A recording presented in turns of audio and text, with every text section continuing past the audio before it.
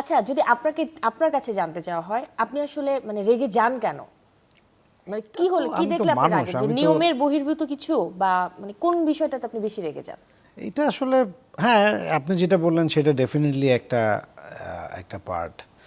আরেকটা হচ্ছে অনেক সময় দেখা যায় যে ধরেন আমি আমি তো যেহেতু আমি সঙ্গীত করি, তো আমি দেখা যায় যে আমি আমার নিজের মতো থাকতে খুব মানে প্রেফার করি।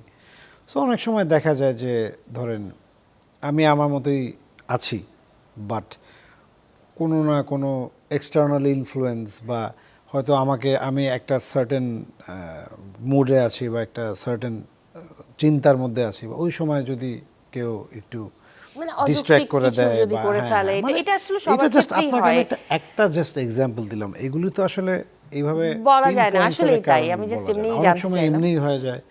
বা আর তবে সবচেয়ে খুশি হলে কি করেন? সবচেয়ে ভালো লাগছে এই মুহূর্তটা, আপনি সেই মুহূর্তটা কিভাবে কিভাবে এক্সপ্রেস করেন, বা কি করতে পছন্দ করেন? আহ, এইটারও আসলে স্পেসিফিক অ্যান্সার দেওয়া খুব টাফ। হয়তো কোনো একটা জায়গায় চা কফি খেতে চলে যাই, বা একটু ঘুরে আসি কোথাও থেকে, মানে একটু বাইরে টাইরে মানে তখন তো it's like kind of like a celebration. তো একটা কিছু সেলিব্রেট করতে ওকে। গেলে মানুষ তো একটু